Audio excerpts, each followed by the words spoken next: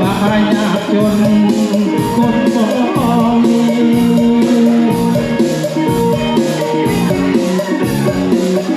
ใครจะหาเงินทอง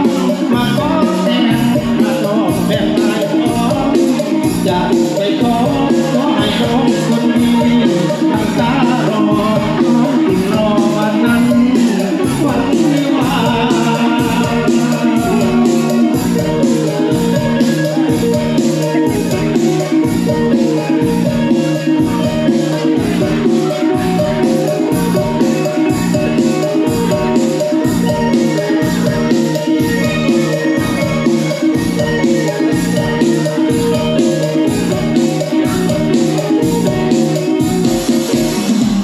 มาพูดคนงาม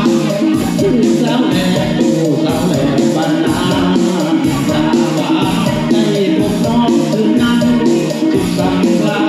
พบในงานลาป่าสามัคคีโอ้สาวแหล่บ้านนาเจ้าสวยเป็นงานประจันบานเพ็ญ